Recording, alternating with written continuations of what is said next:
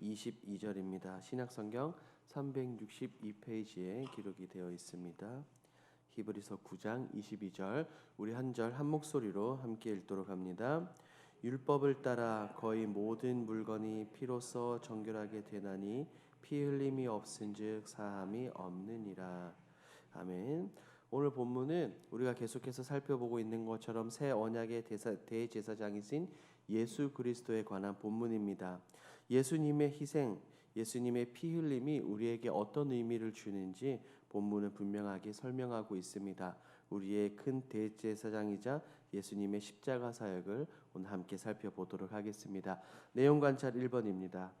예수 그리스도께서는 어떤 분으로 오셨습니까?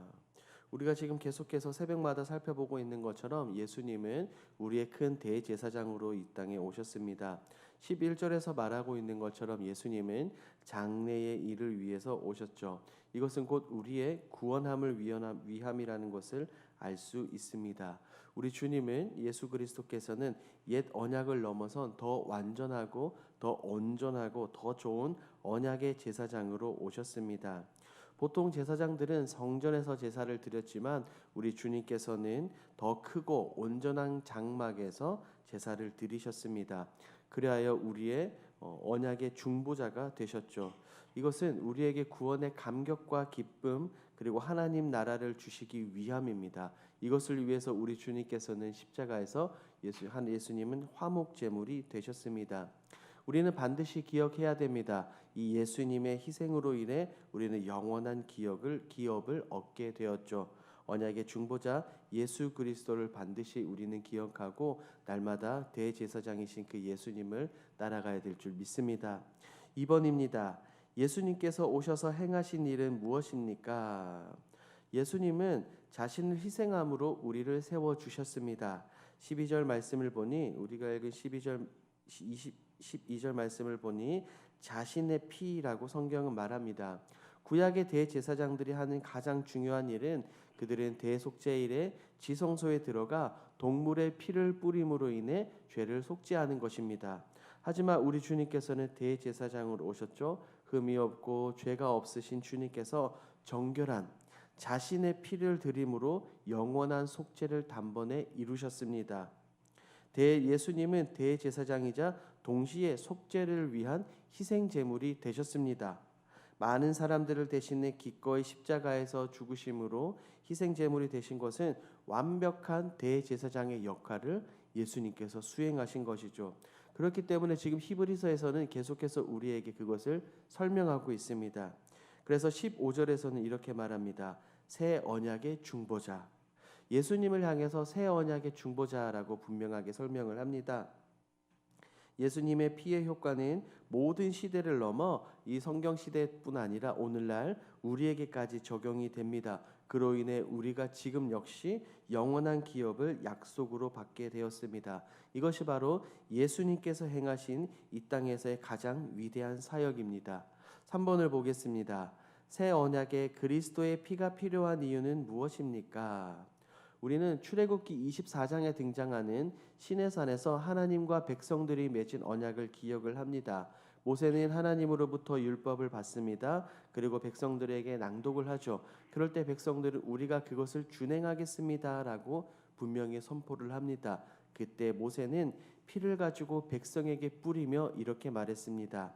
여호와께서 너희와 세운 언약의 피다.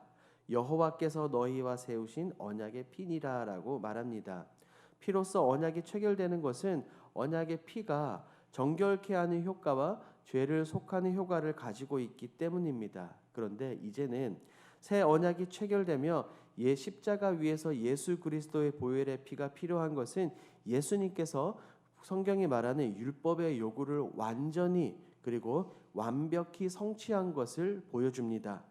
즉 지금까지 동물의 피는 형식적이고 의식적인 측면에서 죄사함과 정결함이었죠. 하지만 이제 예수님께서 십자가에 달려 돌아가심으로 보혈의 피를 흘리심으로 인해 완전한 정결과 완전한 속죄를 우리에게 가져왔음을 알 수 있습니다.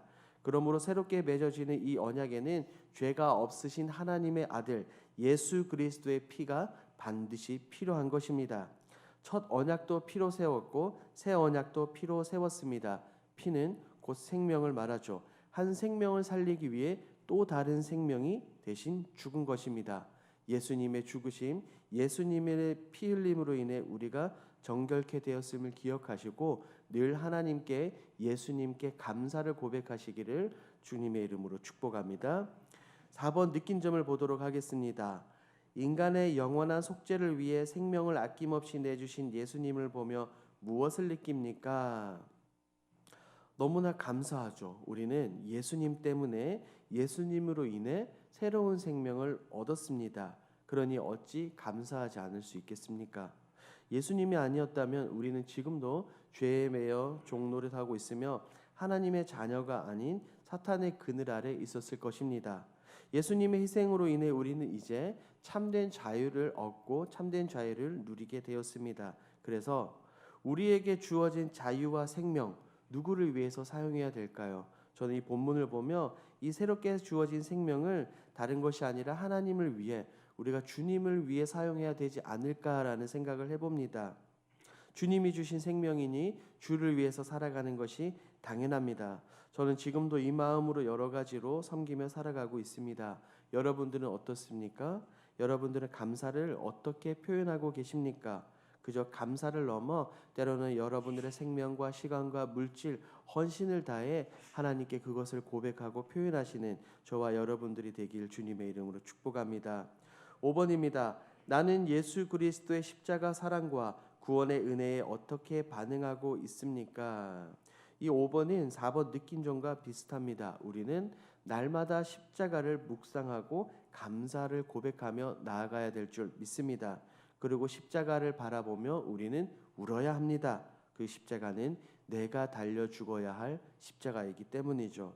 그저 고난주간과 그저 부활주일에만 기억하고 감사하는 것이 아니라 우리는 날마다 삶의 현장 가운데서 날마다 드려지는 모든 예배당에서 예배의 가운데 주님의 십자가를 고백하며 그 사랑을 표현해야 될 줄 믿습니다.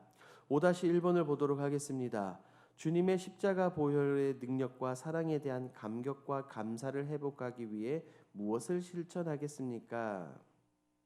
얼마 전 교구 한 집사님을 신방했습니다. 그분이 이런 고백을 했어요. 예전에는 몰랐는데 요즘에 주님의 십자가를 묵상하면 그렇게 눈물이 난다고 합니다. 그래서 그 예수님의 십자가 마음, 그 십자가를 묵상하고 그 마음을 더욱 표현하고 싶어서 2가지를 한다고 해요. 첫 번째는 성경 필사입니다. 성경을 필사하며 하나님의 마음과 예수 그리스도의 마음을 깨달아가는 것이죠.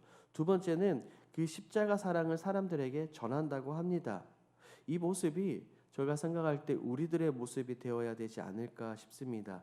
그저 입술로만 하나님 감사합니다, 예수님 고맙습니다 라고 고백하는 것이 아니라 삶 속에 삶의 현장 가운데서 직접 나타내야 됩니다. 왜냐하면 우리는 예수님으로 인해 새로운 생명을 얻은 사람들이기 때문입니다. 나 혼자만 간직하면 안 됩니다. 우리는 함께 나눠야 합니다. 나눌수록 은혜와 사랑은 더욱 풍성해질 줄 믿습니다. 전하는 사람도 듣는 사람도 그렇게 될 것입니다. 그러므로 우리는 주님의 십자가를 바라보며 영원한 기업을 허락하신 주님을 마음껏 전하십시오. 전하기 전에 여러분들이 우리가 먼저 예수님의 그 사랑을 마음껏 누리기를 축복합니다. 이런 삶을 살아가시는 저와 여러분들이 되길 주님의 이름으로 축복합니다. 아멘. 함께 기도하겠습니다. 첫 번째, 예수 그리스도의 십자가 보혈의 피를 붙들게 하소서. 2번째, 나를 구원하기 위해 아낌없는 사랑을 주신 예수님을 사랑하고 주님께 영광 돌리는 삶을 살아가게 하옵소서. 3번째, 하나님께서 찾으시는 한 영혼에 집중하여 나가서 전도하며 복음 전하는 길동교회가 되게 하옵소서.